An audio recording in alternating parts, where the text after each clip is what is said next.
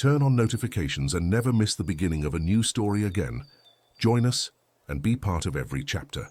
The darkness of the human soul, manifested in iniquity and abandonment, had reached a point of saturation unbearable for the Eternal One who governs the heavens and the earth, and the ancient world staggered under the weight of its own malice, forgetting the initial breath of creation. Amidst the clamor of perverse cities and fields stained by gratuitous violence, Noah's isolation was as great a trial as any physical lash, for his righteousness made him a stranger in his own time, a beacon of useless faith in an ocean of cynicism. The patriarch's suffering was not merely the pain of rejection, but the agony of witnessing the inevitable decline of his own people, knowing that divine justice, slow and inexorable, would soon set its gears in motion to purify the earth of the poison that covered it. He breathed the solitude of the righteous, an invisible weight that inclined him at every step, but which, paradoxically, bound him more deeply and unbreakably to the higher design. Her soul was the only sanctuary of hope in a world that had decided, of its own free will, to erase the memory of the divine. The voice that awakened him that morning, more than a sound, was a reverberation that traversed matter and commanded the spirit, a communication that lifted him above the clay from which he was taken and placed him in the audience chamber of the Almighty. The command to raise the ark, colossal and unprecedented, was not merely an engineering task, but the first and most painful test of faith, demanding that he, the man of the earth and of the flocks, become the builder of a salvation whose concept was laughable to mortal eyes. The burden of prophecy weighed upon him like a leaden cloak, for to carry the secret of a coming destruction while the sun still shone and men sowed and reaped was a solitude shared only with the Creator. The divine purpose was redemption through separation, to save the righteous seed for a new beginning, but before that, Noah would have to endure public humiliation, the ordeal of mockery that precedes the manifestation of glory. The world's response to the constant sound of Noah's hammers was immediate and cruel, a chorus of scorn echoing the malice and skepticism ingrained in their hearts. Men laughed at the idea of a flood, for in their arrogance the sky seemed to them nothing but an inert and predictable vault, incapable of breaking its own limits to judge human misery. The figure of Tyrann,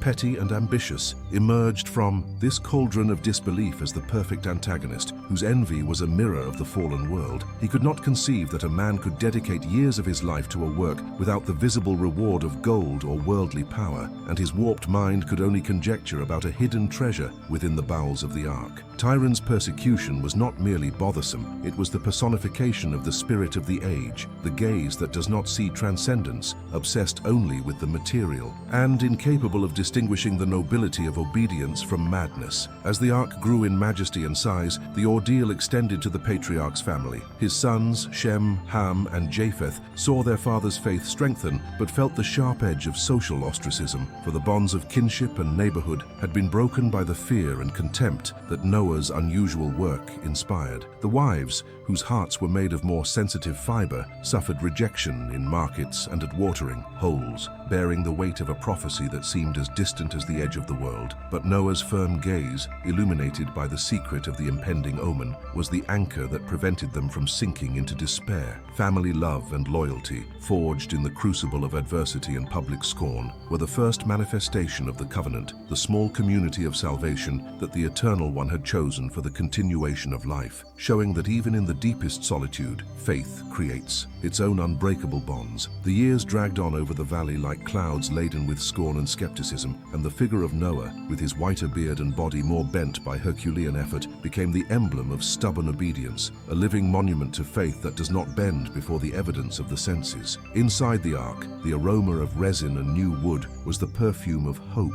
amidst the moral decay of the outside world, and each hammer blow was a silent prayer, an act of service that transcended human logic. The Eternal, in his inscrutable wisdom, allowed the mockery to continue, for trial is the fire that tempers the metal of devotion, distinguishing superficial faith from that which is willing to appear foolish in the eyes of the world in the name of a higher purpose. Noah, in his humility, understood that it was not personal merit that had chosen him, but simple faithfulness in a time of lovelessness, and this awareness kept him upright upright amidst the storm of verbal insults. In that season of drought and disguised mourning, when humanity was most distracted by its orgies and petty violence, the first discreet signs began to manifest themselves to Noah, silent whispers of the impending design, known only to those who kept their gaze fixed on what is eternal. The wind, once predictable in its dance across the fields, began to blow in opposite directions, an anomaly that caused subtle unease in the animals, but was ignored by men, whose minds were too dulled to notice the disruption of the natural order. Noah felt the change in the very air he breathed, perceiving that creation,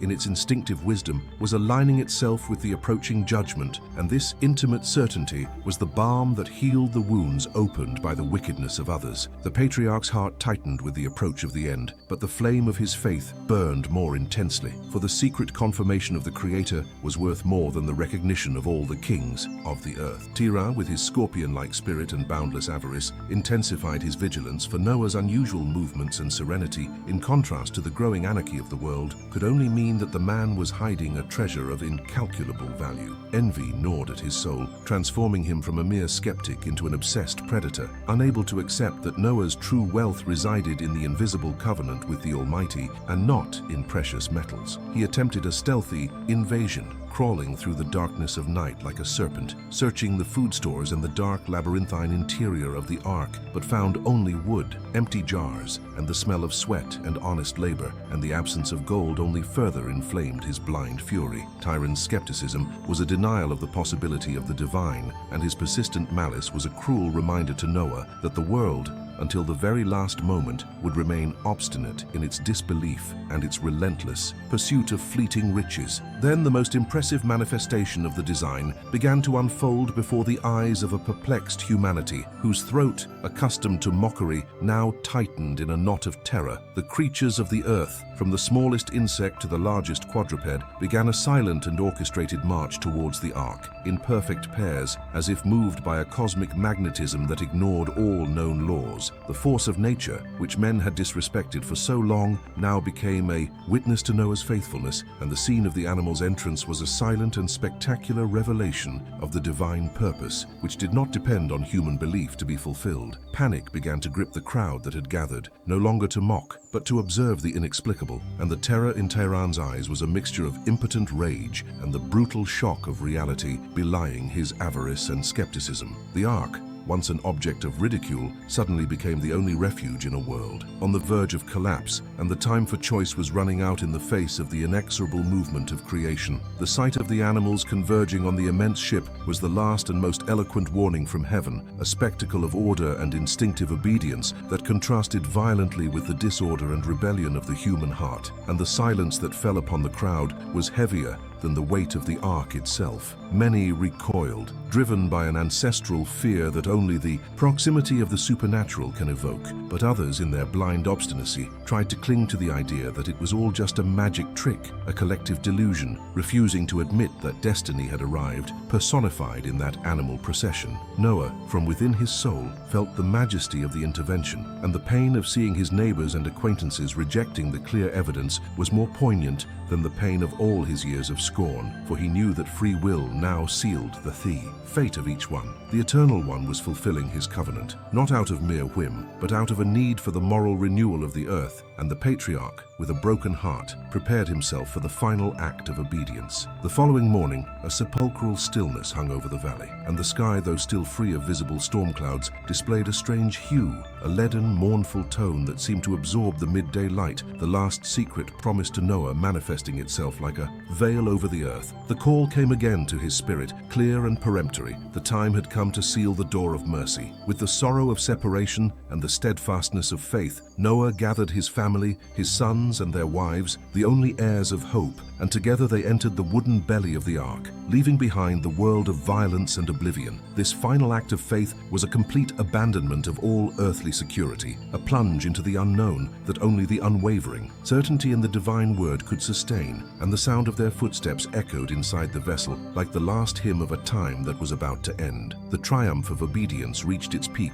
with the closing of the door, an event that transcended human strength and became the physical sign of divine protection and irrevocable judgment. The heavy wooden entrance was not sealed by Noah's calloused hands, but by an invisible force, an eternal hand that pushed and locked it with a final sound that resonated in the hearts of all who watched from outside. In that moment of unquestionable revelation, the ark ceased to be a wooden boat and became the tabernacle of survival, the insurmountable boundary between life and death, between the covenant and destruction. The shock in the crowd was cataclysmic. The final mockery and cries of disbelief turned into hysterical pleas and desperate demands, for the sight of a door sealed by non-human power dispelled all illusion. Consumed by terror and rage, Tyra rushed towards the wood, punching it with insane fury, realizing with horror that Noah's secret was not gold, but the certainty of the word. And then the sky wept, but not with gentle, nourishing tears, but with the concentrated fury of a millennial judgment. The first drops fell thick and heavy and soon transformed into merciless torrents that struck the earth with the force of whips, tearing through the silence of the morning and revealing the fragility of human pride. The transformation of the landscape was immediate and terrifying. The dry dust and the dust of disbelief were washed away by the incessant falling water, and the nearby river, once gentle and lazy, swelled and overflowed its banks, becoming a monster of mud and destruction that advanced upon the dwellings of men. Divine justice was no longer a distant promise or a laughable prophecy, but a palpable and inescapable reality, and the world, in its last gasp of despair, finally understood the majesty of the intervention.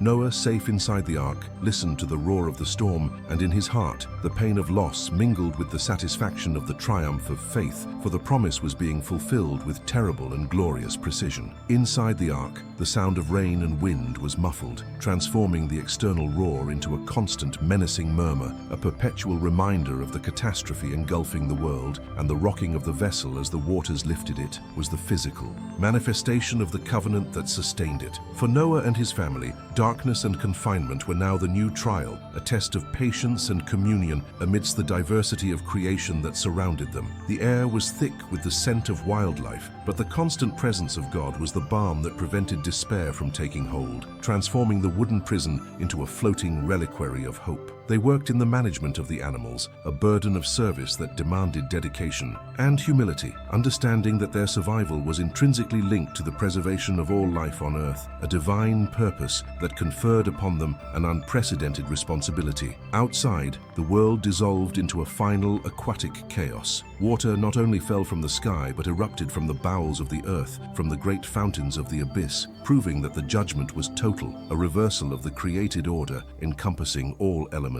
The cries of despair and belated regret that reached the family's ears in the first days were the agonizing lament of unbelieving humanity, the bitter price of obstinacy, and with each wave that struck the ark, Noah felt the pain and justice of that final moment. The image of Tirhan, probably consumed by the water he had ridiculed, was the sad epitaph of all those who choose malice and materialism over faith. His end was not revenge, but the inevitable consequence of a life dedicated to the denial of transcendence and justice. Lomwigu, months passed, counted not by the human calendar, but by the constant rain and the rising waters, and the ark floated alone in the oceanic silence, the only point of order and life in a universe of water and destruction, and the protagonist's solitude reached a cosmic level. Noah's faith, previously tested by mockery, was now tested by the monotony and uncertainty of the duration of the aquatic exile. It was necessary to trust that the Creator, who had ordained the catastrophe, would also ordain its end, maintaining vigilance and hope even when the horizon was only an infinite and grey expanse of water. This long period of waiting was the phase of spiritual purification, the time of final humiliation in which man, deprived of his entire world and his certainties, was forced to depend solely on divine mercy and provision for each new dawn. The promise, however, remained the unshakable foundation of his hope, the flickering light in the dark interior of the ark, the eternal, had other plans for the world, and the ark was the seed of that new time, a commitment to continuity sealed before the first drop of rain fell. Noah, in managing life and order within the vessel, was, in fact, rehearsing the governance of the new world, learning the value of patience and interdependence, preparing himself for the legacy he would leave to all human descendants, the lesson that obedience and faith are the only foundations that withstand the fury of judgment. The triumph would not only be physical salvation, but the elevation of his story to an eternal prophecy about the relationship between the Creator and his creatures, a tale of redemption that would be repeated by countless generations, attesting to the majesty of the higher will and the inevitability of his justice and mercy. In the fullness of the appointed time, when the trial had fulfilled its purpose of purification and redefinition, the Eternal One remembered Noah and all the living beings who were with him, and this divine remembrance was the turning point that reversed destiny and silenced the sources of the abyss. The force that had broken through the heavens to judge now manifested itself to calm, and a strong and steady wind began to blow over the waters, not a destructive gale, but an orderly breeze that gradually began to dry the flooded surface of the world, diminishing the height of the calamity with the same precision with which it had risen. The ark, which had drifted aimlessly, felt the influence of this beneficial wind, and its rocking became smoother, a harbinger that the wandering journey was coming to an end, and Noah's heart was filled with a more substantial hope, less based on blind faith and more on the observation of God's faithfulness in action. As the waters receded, the ark, guided by the higher will, landed on the summit of Mount Ararat, an unexpected and magnificent resting place symbolizing the elevation of the new humanity above the ruins of the old world. The contact with dry land was a shock of joy and relief for the inhabitants of the vessel. The immobility of the ark was a sign that the judgment had ceased and that the earth was once again reclaiming its role as home, but the confinement was not over. Noah knew that the receding of the waters would be slow, and patience became the most required virtue for the final phase of the test of faith. The perspective of the mountain, once a symbol of obstacle and challenge, now represented the altar of salvation, the highest point from which new life would radiate, and the family prayed silently, awaiting the right moment to emerge and witness the renewal of creation. Noah's soul was hungry for evidence of the outside world, and his wisdom, coupled with his faith, led him to undertake the first aerial reconnaissance expedition. He released the raven, the first messenger of the ark, a simple yet crucial test to gauge the extent of the calamity and the safety of what was to come. The raven, however, was a bird of instinct and opportunism, and it flew away, going back and forth without landing, for it found bodies and carcasses on the surface of the waters that still covered much of the land, offering a silent and somber testimony that the world was not completely purified for the return. The raven's lack of response was a lesson that the time of waiting was not over, and that haste could never replace patience and careful observation of divine signs. Noah's heart withdrew in resignation, but also in trust, for he knew that the Eternal controlled both the bird's impulse and the flow of the waters. After another agonizing period of waiting, the solitude inside the ark was almost as oppressive as the vision of the flood, and Noah decided to release the dove, a symbol of purity and peace, for a second and more meaningful exploration of the outside world. The dove returned, however, without finding a place to rest its feet, proving that, although the waters were receding, the ground was still, saturated and unsuitable for the life that was to be restored, and its return to Noah's outstretched hand was an act of trust that reinforced the bond between man and the creation he protected. The pain of waiting grew thinner and more intense with each passing day, but Noah persevered, understanding that his mission was ultimate patience, the act of restraining the impulse of life until God himself declared the end of punishment and the beginning of redemption. The control of his own desire was the last great test of faith. 7 days passed in the august slowness of divine time, and Noah sent out the dove for the third time, a gesture not of doubt, but of certain expectation of the fulfillment of the promise. This time, the bird's return was not solitary. It came back carrying in its beak a fresh olive leaf, a green and vivid sign that life had been restored to the face of the earth. The olive leaf, small and fragile, was the first and most powerful revelation of the divine purpose. After the flood, irrefutable proof that the fury of the water had receded and that mercy flourished upon the ruins of judgment. Its arrival transformed the somber confinement of the ark into a space of jubilation and gratitude. Noah's joy was profound and silent, a satisfaction that went beyond personal relief, for it was confirmation that his obedience had not been in vain, and that the Eternal's plan to renew creation was manifesting itself through that verdant branch. With a heart overflowing. With certainty, Noah removed the covering of the ark, and the intense, pure sunlight bathed the dark interior, marking the definitive turning point in destiny and revealing the stark contrast between the darkness of trial and the glory of redemption. For the first time in a year and 10 days, the patriarch could contemplate the earth that had been purified by judgment, seeing parched and clean soil ready to receive the seed of new life, and the vision of the vast, silent horizon was a panorama of hope. He did not act impulsively, but awaited the Creator's final word, showing that even after the dove's confirmation, his rule remained one of obedience and submission to the higher will, a lesson in humility that would be the foundation of his descendants' legacy. Noah's patience was the guarantee that the new covenant would not be based on haste or human arrogance, but on reverence and God's timing. Finally, the voice resounded with the authority of one who commands creation. Come out of the ark, you and your wife and your sons' wives with you. This was not merely a command to leave, but the institution of the new covenant of life. The departure of the family and the animals was a solemn and organized exodus, a procession of life descending Mount Ararat to repopulate the earth, and the sensation of grass beneath their feet and pure air in their lungs was the greatest reward for the suffering endured. The scene of the animals, once confined, now dispersing with the instinct of freedom, was a celebration of life triumphing over death, and Noah's heart overflowed with gratitude. If you're enjoying this story, take a second. Leave a like, subscribe to the channel,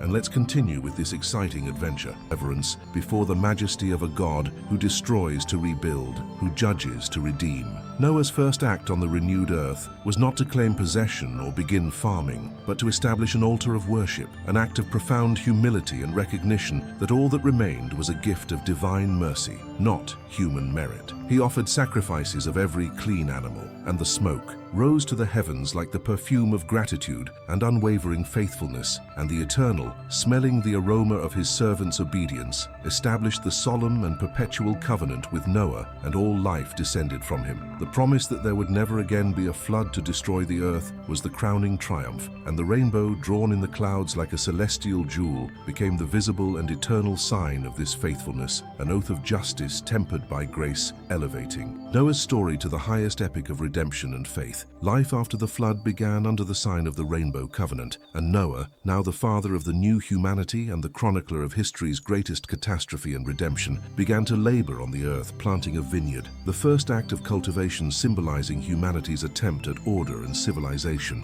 amidst the newly overcome chaos. His transformation was palpable. The man who began as an outcast, the target of mockery and scorn, was now the undisputed patriarch, whose word carried the weight of memory and prophecy, the intermediary between the old and new creation, whose experience had endowed him with a unique wisdom about divine justice and mercy. His story, told by the campfire to his grandchildren, was the antidote to oblivion, a testament that faithfulness, even amidst solitude and extreme trial, is the only wealth that survives judgment. Noah's legacy, however, was not exempt from the challenges of human nature, for iniquity had not been entirely washed away from the depths of hearts, only from the bowels of the earth, and imperfection manifested itself even within the family ark, reminding everyone that freedom brings with it responsibility. The patriarch's accidental nakedness, followed by the disrespect of one of his sons, Ham, and the reverent covering by the other two, Shem and Japheth, was a microcosm of the eternal struggle between malice and honor, a harbinger that the new humanity, though redeemed by the covenant, would still have to grapple with moral choice in each generation. The pain of moral failure within his own blood was Noah's ultimate trial, the weight of knowing that physical triumph over the water did not guarantee immediate spiritual triumph over the sin inherent in the human condition. The curse pronounced upon the descendants of Ham and the blessing upon Shem and Japheth were not acts of capricious vengeance, but a prophecy concerning the justice and moral order that would govern the new world, establishing that respect and honor for parents and for the divine design would be the pillars of the civilization that was rising. Noah, in pronouncing the destiny of his sons, acted as the spokesperson of heaven, the legislator of a new era, and his word became the foundation of the destiny of the nations that would arise, showing that the consequences of moral acts extend through generations and that God's judgment and mercy are inseparable from man's freedom of choice. Noah's final triumph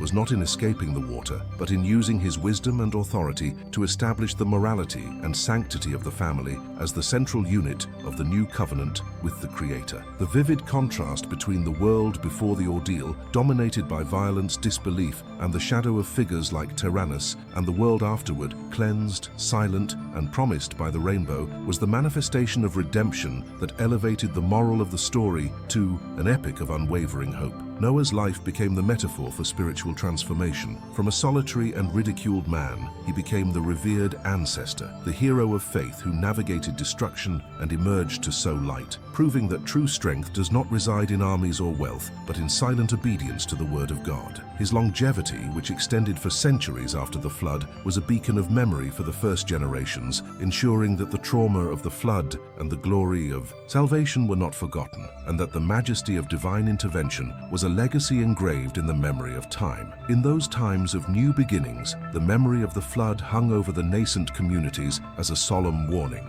and Noah's testimony was the foundation upon which the new order attempted to build, with the awareness that God's patience has limits defined by human iniquity, but his faithfulness extends throughout eternity. With each harvest season and each construction of a new dwelling, the family remembered the darkness of the ark, the terror of the waters, and the miracle of the olive leaf, and gratitude became the pillar of their existence, contrasting with the forgetfulness and ingratitude that had condemned the previous world. The patriarch ensured that his descendants did not fall into the same trap of arrogance, teaching that life is a precarious gift and that obedience is the only anchor in a world of constant transformation and trial. Divine justice, manifested in the cataclysm, was now interpreted by Noah not only as punishment, but as a radical and indispensable act of cleansing for the preservation of the original purpose of creation. He had judged iniquity so that the seed of righteousness could prosper without being suffocated by the poison of widespread wickedness. The triumph of Noah's faith was proof that God always separates the righteous from the wicked, and that the covenant is offered to those who choose the light, even when the whole world is plunged into darkness, an eternal principle of redemption that would echo in all future prophecies. The story of the ark,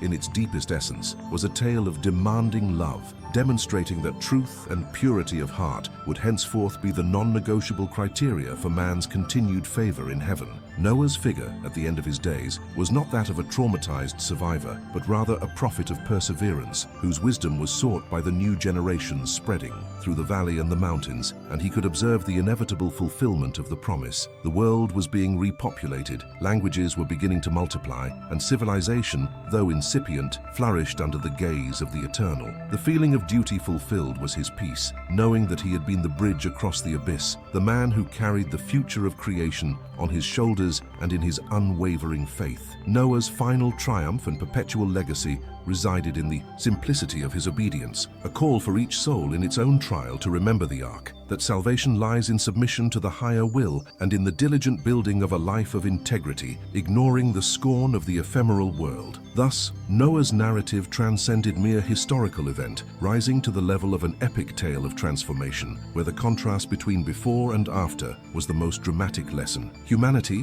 which once perished for mocking justice, was replaced by a lineage that, for a time, carried the weight of memory and reverence, learning that God's power manifests itself both in the silence of construction and in the roar of catastrophe. The satisfaction of the victory of faith mingled with reverence before the omnipotence of the Creator, and the story of the flood became the supreme chronicle that destruction is sometimes the precondition for the deepest and most glorious redemption. Noah's legacy was the reminder that, no matter the extent of evil in the world, there will always be a refuge for the righteous, provided they maintain unwavering faith in the promise and the courage to appear mad in the eyes of the scornful. In the atmosphere of the new earth, the clean air and the silence of the night brought a clarity of purpose that had been lost in the clamor of the old world, and Noah's heart could finally rest in the knowledge that his faith had fulfilled the higher design with precision and sacrifice. He observed the starry firmament, now no longer as a veiled threat, but as the tapestry of promise, the place from which the rainbow emanated its colorful security, and this contemplation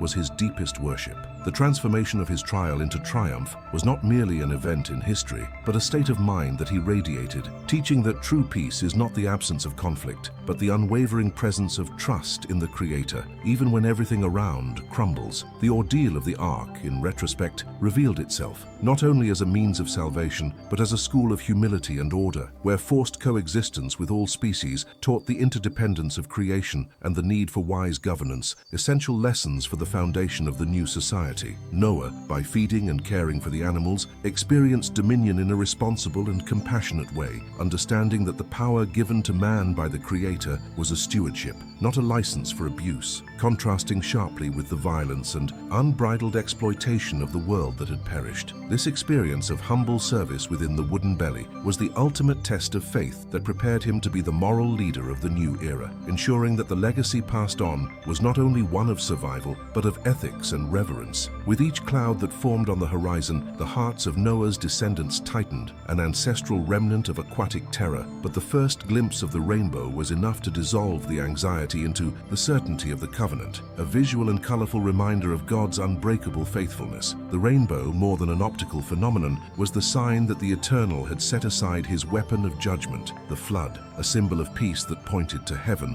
where the promise had been made, and to the earth, where the commitment would be kept. This revelation of divine purpose was the anchor of security that allowed the new humanity to proceed with the certainty that the natural order would not be broken by a judgment of water again. The majesty of the intervention was palpable in the very air they breathed, an air cleansed of ancient wickedness, but laden with the responsibility of the future. The most dramatic contrast, however, lay in the memory of the skepticism of Tirham and his companions, whose lives were swallowed up by the event they so ridiculed, and the profound regret that would have been futile in their final moments of terror, contrasted sharply with Noah's satisfaction and peace. Their punishment was not celebrated, but understood as the inevitable manifestation of divine justice over obstinacy, an eternal reminder that human reason should never rise above the word of the Creator, and that disregard for warning leads to certain ruin. Noah's triumph was, therefore, the triumph of spiritual vision over materialistic blindness, a legacy that taught that true life is built on the rock of faith and not on the shifting ground of unbelief and greed. The reverence surrounding the figure of Noah was a tribute not only to the man, but to the faithfulness he represented, and his wisdom was like a fountain of fresh water for new generations who had not witnessed the terror of the waters, but felt the weight of history and the responsibility of the covenant. He recounted the details of the ark's construction, the incessant sound of hammers amidst the mockery, the smell of confined life, the long wait in darkness, and the majesty of the power that sealed the door. And in each tale there was an embedded lesson, that true honor lies in unconditional obedience and the humility to accept a purpose that transcends immediate understanding. His testimony was a shield against repeating the mistakes of the past, a living prophecy that choosing righteousness is the only path to lasting blessing.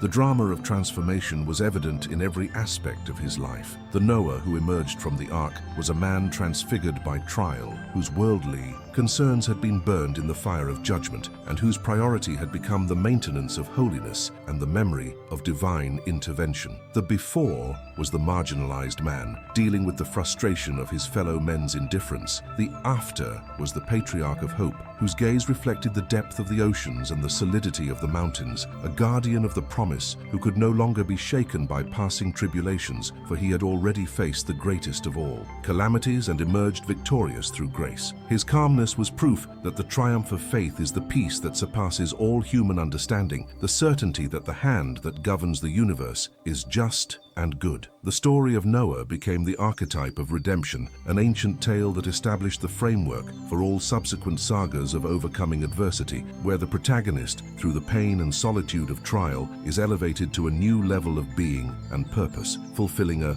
destiny that seemed impossible in the eyes of common sense. The inevitability of fulfilling the promise was the essence of its narrative. From the first command to build, the triumph was sealed, depending only on Noah's faithfulness and perseverance, transforming the account into a hymn to the omnipotence of the Almighty and to man's capacity to align himself with his will. The sense of justice and indignation at past injustice were balanced by the satisfaction of victory, creating a catharsis that involved all who heard the chronicle of his life. Years accumulated in his long life, and Noah saw the nations spread, carrying with them the seed of life and the burden of morality, but also, inevitably, the seeds of forgetfulness and renewed disobedience, an eternal cycle that the Eternal had promised to manage without total destruction by water. He became the last living link to the world that was, a silent witness to the severity of judgment and the depth of mercy, and his death at the appointed time was not an end, but the glorious conclusion of a divine mission, leaving a legacy of faith that transcended time and cultures. His life was a chronicle of faithfulness, an indelible reminder that obedience is the highest form of worship, and that the justice of heaven, though feared, is the ultimate guarantee of renewal and hope for the righteous. In the atmosphere of the new earth, the clean air and the silence of the night brought a clarity of purpose that had been lost in the clamor of the old world, and Noah's heart could finally rest in the knowledge that his faith had fulfilled the higher design, with precision and sacrifice. He observed the starry firmament, now no longer as a veiled threat, but as the tapestry of promise, the place from which the rainbow emanated its colorful security, and this contemplation was his deepest worship. The transformation of his trial into triumph was not merely an event in history, but a state of mind that he radiated, teaching that true peace is not the absence of conflict, but the unwavering presence of trust in the Creator, even when everything around crumbles. With each birth in the new lineage, the memory of confinement grew softer, but the lesson of obedience sharper. Noah strove to ensure that the prosperity of the new era would not breed the same complacency and arrogance that had characterized the days of Tyrannus and his ilk, whose names became synonymous with skepticism and disgrace. He taught that the freedom granted was a privilege to be defended with righteousness, and that the ark, forever perched on the mountaintop, was the eternal monument to the price of iniquity and the reward of faithfulness. His legacy was not only the sons and grandsons who populated the land, but the foundation of a moral covenant, the certainty that justice does not sleep, and that divine intervention, though rare and terrible, is the final seal of the Creator's sovereignty over creation. The physical and spiritual transformation was the most vivid part of his chronicle. From shipbuilder on dry land, he became the planter of a new civilization. From a man of an isolated family, he became the father of all the nations that arose, a contrast that elevated his tale to the magnitude of a foundational epic. His story was the definitive account of the before and after of the ordeal. Before, the public humiliation and solitude of the righteous. After, the universal reverence and unwavering peace of the redeemed, a testament that submission to a higher purpose is the only path to eternal greatness. At each sunset, Noah felt the satisfaction of victory, the certainty that the triumph of his faith was the inevitable fulfillment of a promise that preceded the flood. And so the story of the ark remained engraved in the heart of the new humanity, not as a distant myth, but as the historical chronicle of the manifestation of the higher will, a tale of divine justice that brought indignation at the injustice suffered by the patriarch, and satisfaction at his resounding victory. His epic was solemn proof that actions have cosmic consequences, and that the choice of faith, however foolish it may seem in the eyes of the world, is the only investment that yields fruit in eternity. Noah lived and died as the great patriarch, the bearer of the covenant, whose name became synonymous with perseverance, redemption, and the majesty of the intervention of a God who never abandons the righteous, elevating the moral of history for all generations that would tread on the renewed earth. The solemn chronicler, in recording the end of Noah's days, did not see death as a defeat, but as the rest of the warrior who had won the greatest of battles, the battle of faith against the skepticism of the entire world, and his passage to eternity was a final reminder of the fleeting nature of earthly life and the permanence of the covenant. His physical absence on earth was filled by the magnitude of his story, which became a moral benchmark for all time, the standard by which fidelity and obedience would be measured. Reverence for Noah was reverence for manifest justice and selective mercy, a recognition that the Creator is the final arbiter of destiny, and that the peace won by the patriarch was the reward for a century of unwavering